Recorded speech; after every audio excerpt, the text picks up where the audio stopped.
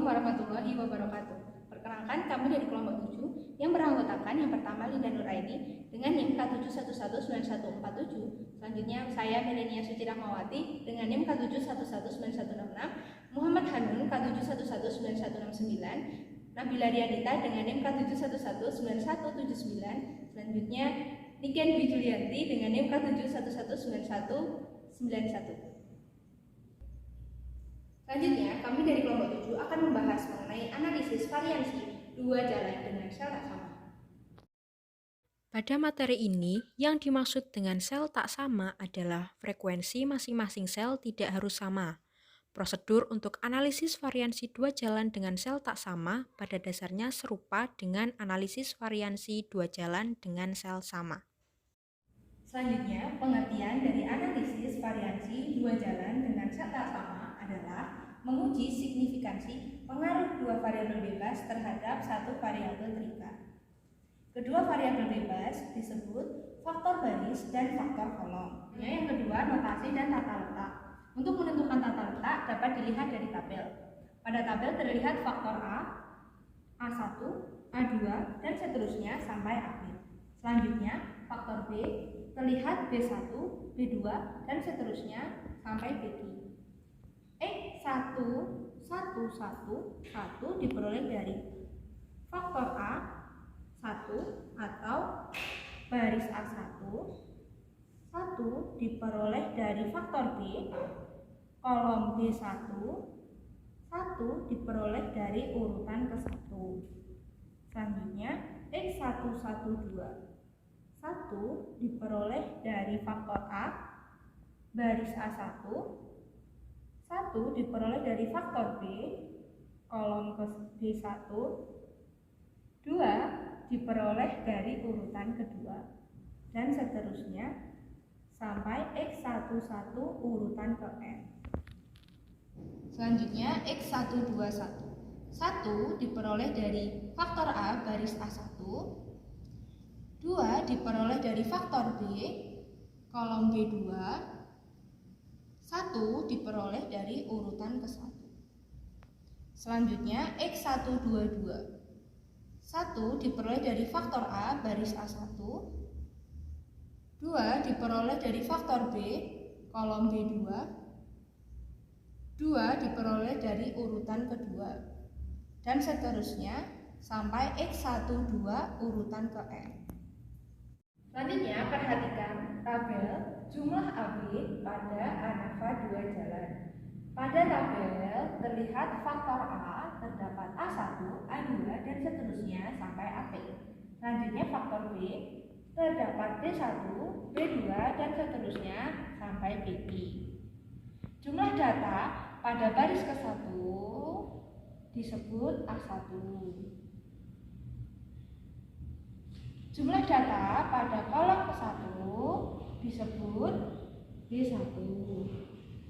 Selanjutnya, jumlah seluruh baris atau kolom data amatan disebut G atau T. Kita masuk ke contoh soal. Contoh soalnya yaitu, seorang peneliti ingin mengetahui secara serentak apakah waktu mengajar pagi, siang, sore, dan ukuran kelas itu bisa besar ataupun kecil berpengaruh terhadap prestasi belajar matematika. Nah, setelah satu periode, tes yang sama diberikan kepada sampel penelitian. Data mengenai prestasi belajar yang diperoleh tampak pada tabel. Jika alfa sama dengan 0,05, bagaimana kesimpulan penelitian tersebut jika diasumsikan semua persyaratan analisis variansi terpenuhi? Nah, perhatikan tabel prestasi belajar menurut waktu mengajar dan ukuran kelas. Didapatkan data untuk kelas besar pada waktu pagi, data 10, 5, 6, dan 7. Untuk kelas besar, waktu siang didapat data 5, 3, 4, 6, 6, 5. Untuk kelas besar, waktu sore didapat data 7, 6, 5, 6, 6, 6. Selanjutnya untuk kelas kecil, pada waktu pagi didapat data 9, 8, 10, 8, dan 7. Untuk kelas kecil, waktu siang didapat data 7, 8, 7, 8. Dan untuk kelas kecil, pada waktu sore didapat data 8, 7, 10, 8. Soal tersebut dapat dikerjakan pertama dengan melakukan analisis variansi terlebih dahulu untuk melihat apakah terdapat efek utama pada baris dan kolom serta efek interaksinya. Nah, sehingga yang pertama untuk A, H0A merupakan alfa 1 sama dengan 0 untuk setiap I barisnya 1 dan 2. Lalu H1A merupakan paling sedikit ada 1 alfa 1 yang tidak 0. Kemudian B menentukan H0B merupakan beta J untuk kolom, untuk 0 setiap kolom J itu 1, 2, 3. Lalu untuk H1B merupakan paling sedikit ada 1 beta 1 yang tidak 0. Kemudian menentukan H0AB-nya, di mana alfa beta IJ sama dengan 0 untuk setiap I baris, yaitu 1, 2, dan kolom J itu 1, 2, dan 3. Kemudian H1AB-nya itu paling sedikit ada 1 alfa beta IJ yang tidak 0. Selanjutnya kita masuk kepada komputasi, yaitu data amatan, rata, dan jumlah kuadrat deviasi. Nah, untuk yang pertama kita akan mengerjakan kelas besar dahulu. Nah, bisa dilihat datanya sekalian. Nah, yang pertama kita akan mencari N. Nah, N di sini adalah banyak data pada tiap bagian, yaitu karena kita mengerjakan kelas besar, maka diambil dari bagian kelas besar. Yang pertama pagi, yaitu banyak datanya ada 1, 2, 3, 4, ada 4. Maka di sini kita tulis 4. Oke, untuk selanjutnya yang siang kita hitung banyak datanya 1, 2, 3, 4, 5, 6, ada 6, lalu kita tulis 6. Lalu yang ketiga ada yang sore, kita hitung 1, 2, 3, 4, 5, 6, ada 6 juga, kita tulis 6. Nah, oke. Lalu langkah selanjutnya yaitu sigma X. Nah, sigma X di sini adalah jumlah dari banyak data tersebut. Misalnya kelas pagi kita ambil yang pertama ada 10 ditambah 5 ada 15, terus tambah 6 ada 21, tambah 7 ada 28. Kita tulis 28. Selanjutnya masuk ke kelas siang. 5 ditambah 3 8, 8 tambah 4 12, 12 tambah 6 18, 18 tambah 6 24, 24 tambah 5 29. Ditulis 29. Selanjutnya kelas sore, 7 ditambah 6 ada 13, lalu tambah 5 ada 18, 18 tambah 6 ada 24, 24 tambah 6 30, 30 tambah 6 36, ditulis 36. Untuk langkah yang ketiga kita akan mencari X bar atau rata-rata. Nah, rata-rata di sini pertama kita hitung jumlah dari bagiannya, yaitu jumlah dari data ini hasilnya adalah 28 dan dibagi 4 banyak datanya, yaitu didapat 7. Untuk yang kedua langsung saja, di situ jumlah datanya ada 29 dibagi banyak datanya 6, yaitu didapat 4,83. Lanjut, dari rata-rata yang ketiga didapat 6.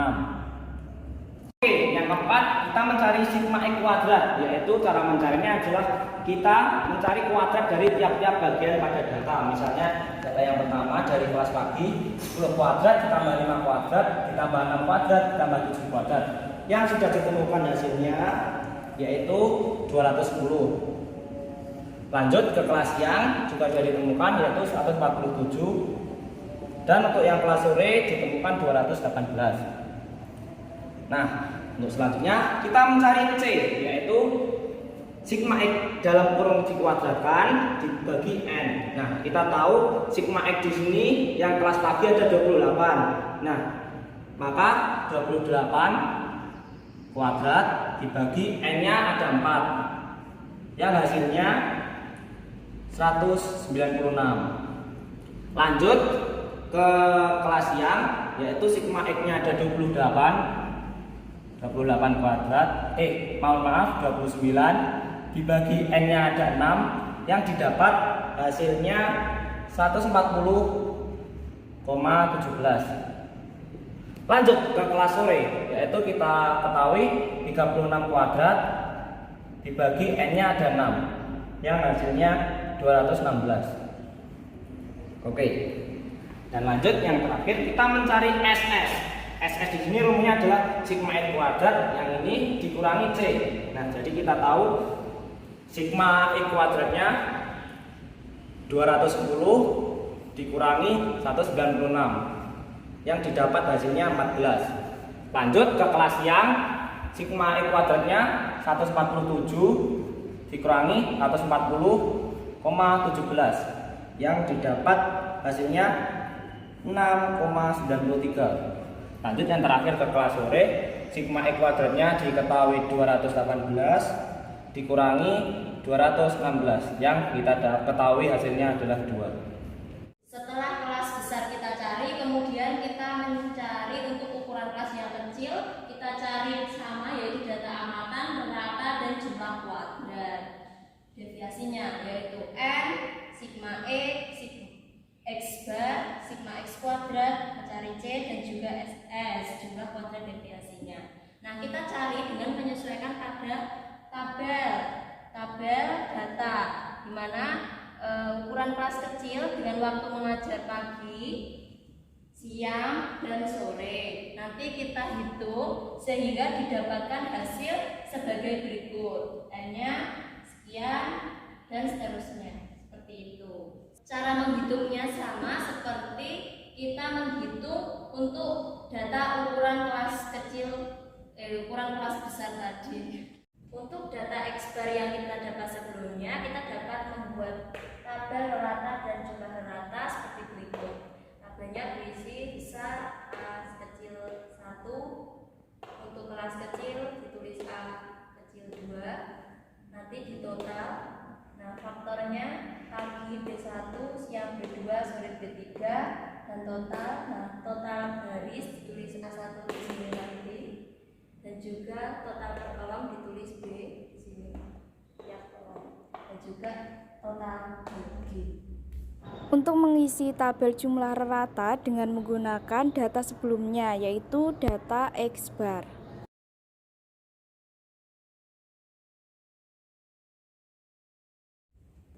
Nah, untuk rata kelas besar waktu pagi itu didapat 7.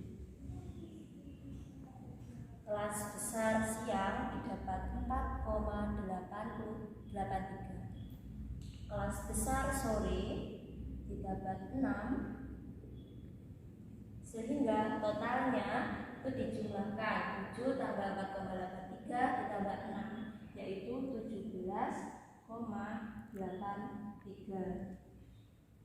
Kemudian untuk kelas kecil waktu pagi dalam data itu ada 8,4. Kecil siang yaitu 7,5.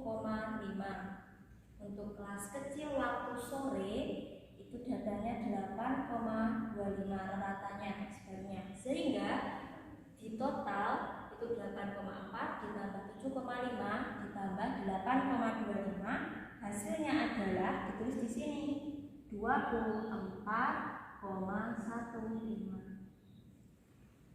Kemudian tiap kolom itu kita total juga rata-rata tiap kolom pagi, sehingga 7 ditambah 8,4 didapatkan 15,4. Kemudian untuk total kelas pada waktu siang 8,4,83 ditambah 7,5, maka hasilnya 12,33. Nah, untuk waktu kelas sore berarti didapat dari 6 ditambah 8,25, yaitu 14,25. Maka dari total baris dan juga kolom 15,4 ditambah 12,3 ditambah 14,25 atau 17,83 ditambah 24,15, maka hasilnya sama, yaitu ditulis di kolom ini. Hasilnya adalah 41,98. Tabel rata dan jumlah rata kita dapat menentukan NH, yaitu rata harmonik. Rumusnya apa? Rumus NH adalah di mana N baris disimbolkan P dikalikan N kolom, banyaknya kolom disimbolkan Q, lalu dibagi sigma 1/N. Nah, banyaknya baris yaitu 1, 2, berarti banyaknya baris itu ada 2. Nah, untuk kolom kita cari 1, 2, 3, sehingga banyaknya kolom ada 3. Kita masukkan rumus NH, di mana P jumlah banyaknya baris kali I banyak kolom dibagi sigma 1/N. Kita substitusikan, berarti 2 kali 3 per 1/4 ditambah 1/6 ditambah 1/5 ditambah 1/5 ditambah 1/4 ditambah 1/4. Maaf, ini 1/6. Sesuai data dalam tabel sebelumnya. Sehingga diperoleh 2 kali 3, 6. Lalu hasil dari penjumlahan pecahan 1/4 ditambah 1/6 tambah 1/6 tambah 1/5 tambah 1/4 tambah 1/4, samakan penyebutnya terlebih dahulu sehingga penyebutnya 60 dan ininya juga ditambahkan sehingga hasilnya 77/60. Lalu kita hitung, yaitu 6 dibagi 77/60, yaitu 1,283, sehingga hasilnya 6 dibagi 1,283 yaitu 4,676. Selanjutnya kita akan menghitung besaran-besaran, di mana ada 5 besaran. Yang pertama yaitu besaran G kuadrat dibagi PQ. G kuadrat ini kita peroleh dari tabel jumlah rata. G kita kuadratkan terlebih dahulu, 41,98. 41,98 kuadrat dibagi PQ. P itu N baris, banyaknya baris 2, banyaknya kolom. I itu ada 3. Diperoleh hasil 293,72. Kemudian selanjutnya untuk besaran yang kedua dengan rumus sigma I ke J SS IJ. Ini diperoleh dari tabel SS. Untuk menghitung nomor 2 sigma IJ SS IJ dengan menggunakan data tabel berikut ini. Di mana diperoleh data 14 ditambah 6,83 ditambah 2 ditambah 5,2 ditambah 1 ditambah 4,75, sehingga apabila di total itu hasilnya 33,78. Selanjutnya untuk besaran yang ketiga dengan rumus sigma I AI kuadrat dibagi Q, banyaknya kolom. AI kuadrat ini diperoleh dari total antara AI dikuadratkan dengan A2, A1 dikuadratkan dengan A2 dikuadratkan, di mana kita dapat menuliskan 17,83 dikuadratkan dibagi Q, banyaknya kolom ada 3, dijumlah dengan ditambah dengan 24,15, ini dikuadratkan terlebih dahulu baru dibagi 3, sehingga kita memperoleh hasil perhitungan 300,377. Kita lanjut ke besaran yang keempat, di mana sigma J BJ kuadrat per P, banyaknya baris. BJ kuadrat diperoleh dari total penjumlahan dari B1 ditambah B2 ditambah B3, di mana masing-masing, misalnya B1 ini dikuadratkan terlebih dahulu, baru dibagi P. Jadi dapat kita tulis 15,4 dikuadratkan dibagi P, banyaknya baris ada 2, ditambah dengan 12,33 dikuadratkan bagi 2, baru ditambah dengan B3, yaitu 14,25 kuadratkan dibagi 2, sehingga didapatkan hasil 296,126. Hasilnya 296,126. Ya, selanjutnya kita lanjut ke besaran yang kelima, yaitu sigma I ke J AB IJ kuadrat. Nah, AB IJ kuadrat ini diperoleh dari tabel jumlah rata. Ini A dengan B hasilnya kan 7, A dengan B2 hasilnya 4,83. Nah, ini 7, ini di total itu dengan menguadratkan satu persatu. Misalnya 7 kuadrat ditambah 4,83 kuadrat ditambah 6 kuadrat ditambah 8,4 kuadrat ditambah 7,5 kuadrat ditambah 8,25 kuadrat. Maka kita dapat menuliskan seperti ini. 7 kuadrat ditambah 4,83 kuadrat ditambah, pokoknya itu semua dijumlahkan dan dikuadratkan. Ya, yang terakhir tadi ini ditambah 8,25 kuadrat. Maka diperoleh hasil 303,201. Selanjutnya mencari JKA, yaitu jumlah kuadrat baris, JKP jumlah kuadrat kolom, JKAP jumlah kuadrat interaksi, JKP jumlah kuadrat dalat, JKT jumlah kuadrat total. Lalu kita yang pertama mencari JKA. Ekra ini yaitu rata harmonik. 3 ini didapatkan dari menghitung besaran poin 3 ini.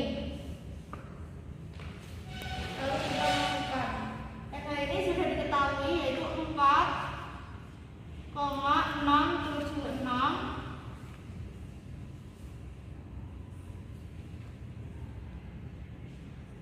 300,377 kurangi 293,72 dengan hasil 31,128,132. Selanjutnya mencari JKP. Rata harmoniknya 4,676, besaran 4-nya yaitu 296,126, besaran 1-nya 293,72, didapatkan hasil 11,25. Selanjutnya mencari JKAB. N-nya reratannya yaitu 4,676, besaran 1-nya 293,72 tambah 303,201 dikurangi 300,377 dikurangi besaran 4-nya yaitu 296,126 didapatkan hasil 1,954. Selanjutnya JKG, besaran duanya yaitu 33,78. Selanjutnya mencari JKT. Ini dijumlahkan semua. JKA ada 31,12 ditambah JKB 11,25, JKAB ada 1,954 ditambah JKG ada 33,78 dan hasilnya yaitu 78,112. Langkah selanjutnya kita menentukan derajat kebebasan atau DK, kecil K kecil. Untuk DKA, derajat kebebasan baris, berarti kita cari dengan P-1. P itu adalah banyaknya baris dikurangi 1. Banyaknya baris ada berapa? Dalam tabel kolom tadi ada 2. Berarti kita tulis 2 dikurangi 1 sama dengan 1. Kemudian derajat kebebasan kolom, berarti banyaknya kolom dikurangi 1. Banyaknya kolom ada 3 dikurangi 1 sama dengan 2. Kemudian derajat kebebasan AB, derajat kebebasan interaksi, di mana P-1 berarti 2 dikurangi 1 dikalikan V-1, V-nya 3-1 sama dengan 1 dikali 2, yaitu 2. Selanjutnya kita menentukan derajat kebebasan galat. Rumusnya adalah N, banyaknya data tadi dikurangi P kali V. N menurut data tadi itu ada 29 dikurangi PV berarti 3 kali 2 6 sama dengan 23. Kemudian derajat kebebasan total, rumusnya adalah N besar dikurangi 1. N besar itu 29 dikurangi 1 sama dengan 28. Menghitung derajat kebebasan, kita dapat menghitung RK, rata kuadrat. Yang pertama itu rata kuadrat A baris. Berarti rumusnya adalah jumlah kuadrat baris dibagi derajat kebebasan baris. Tadi hasilnya JKA itu adalah 31,128 dibagi derajat kebebasan A 1, berarti hasilnya tetap 31,128. Kemudian untuk rata kuadrat kolom, rumusnya adalah JKB dibagi derajat kebebasan B. Diperoleh hasil 11,25 dibagi DKB yaitu 2. Maka hasilnya adalah 5,625. Kemudian kita mencari rata kuadrat interaksi RKAB. Rumusnya adalah JKAB dibagi derajat kebebasan AB. Sehingga dapat kita tulis JKAB-nya adalah 1,954 dibagi DKAB yaitu 2. Sehingga hasilnya adalah 0,977. Kita lanjut untuk mencari rata kuadrat galatnya RKG, di mana rumusnya JKG dibagi derajat kebebasan galat. Sehingga diperoleh JKG-nya 33,78 dibagi dengan DKG-nya ada 23. Sehingga hasilnya adalah 1,468. Selanjutnya kita akan dapat menentukan F hitungnya. FA, F hitung baris dengan rumus RKA dibagi RKG. RKA tadi didapat 31,128 dibagi rata kuadrat galatnya, yaitu 1,468. Kemudian F hitung kolom FB, rumusnya yaitu RKB dibagi RKG, sama-sama dibagi rata kuadrat galat, di mana RKB diketahui 5,625 dibagi RKG sama, yaitu 1,468. Hasilnya adalah 3,831. Ya, yang atas ini tadi 31 dibagi 1 tadi hasilnya adalah 21,204. Lanjut mencari F hitung interaksi FAB, rumusnya adalah RKAB dibagi RKG, diperoleh hasil 0,977 dibagi 1,468, maka hasilnya adalah 0,665. Selanjutnya daerah kritis D besar K besar DK. Nah, kita dapat menentukan FA, F tabel. Berarti kita menggunakan F tabel untuk menghitung daerah kritis F sedemikian rupa sehingga F lebih besar dari F alfa, di mana P-1 dikurangi N-PH. Ini adalah rumusnya.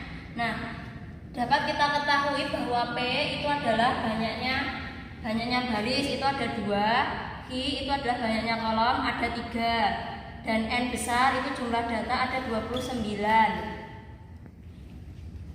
Sehingga untuk FA adalah daerah kritis F sedemikian rupa sehingga F lebih besar dari F. Kita menggunakan alfa 0,05, P-1 berarti 2 dikurangi 1, hasilnya adalah 1. Lalu N dikurangi PQ berarti N-nya 29 dikurangi P kali Q itu 6. 29 kurangi 6, 23. Maka kita cari ke F tabel itu baris ke-1 dan kolom ke-1 baris ke-23 itu didapat 4,28. Sedangkan F hitung tadi yang kita cari itu 21,204, sehingga F hitung dengan F tabel itu hasilnya lebih besar. Kita tulis seperti ini. Selanjutnya untuk menentukan F kolom pada F tabel DK F sedemikian rupa sehingga F lebih besar dari F alfa 0,05.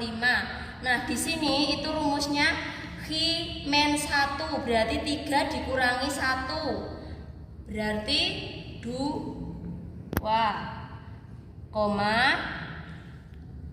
N-PH ya. N-PH berarti 29 dikurangi 6, 23. Berarti kita cari pada F tabel untuk kolom kedua pada baris ke-23 sehingga didapat 3,42. Padahal F hitung yang tadi kita temukan itu adalah 3,381 sehingga 3,381 itu lebih kecil dari 3,42, tandanya lebih kecil. Kemudian untuk F interaksi FAB adalah daerah kritis F sedemikian rupa sehingga F lebih dari F alfa, alfanya 0,05 pada tabel F tabel 0,05, di mana rumusnya ini pakai ini. P-1 dikalikan Q-1 2-1 dikalikan 3-1 berarti 1 dikalikan 2, hasilnya adalah 2, kita tulis. Lalu koma, nah komanya didapat dari rumus ini. N dikurangi PQ, N-nya 29 dikurangi 6, hasilnya 23. Kita tulis di sini 23. Sehingga hasil F tabelnya dapat kita lihat pada kolom kedua baris ke-23, sama seperti yang FB, sehingga hasilnya adalah 3,42.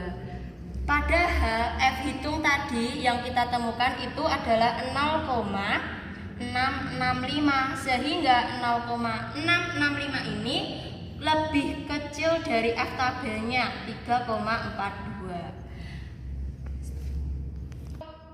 Sehingga keputusan ujinya kita dapat bahwa F hitung ini lebih besar dari F tabelnya.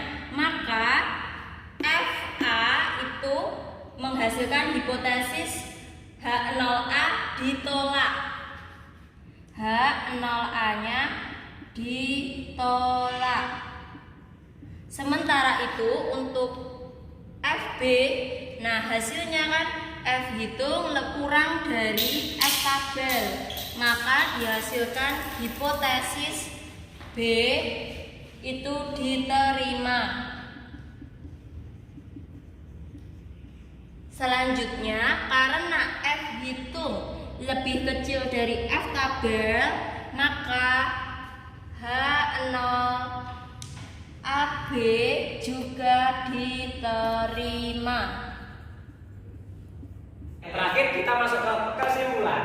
Ya, kesimpulannya yang pertama yaitu ukuran kelas berpengaruh terhadap prestasi belajar siswa dikarenakan H0A-nya ditolak. Lalu yang kedua, waktu mengajar tidak berpengaruh terhadap prestasi belajar siswa dikarenakan H0B-nya diterima. Lalu yang ketiga, yaitu tidak ada interaksi antara ukuran kelas dan waktu mengajar terhadap prestasi belajar siswa dikarenakan H0AB-nya diterima.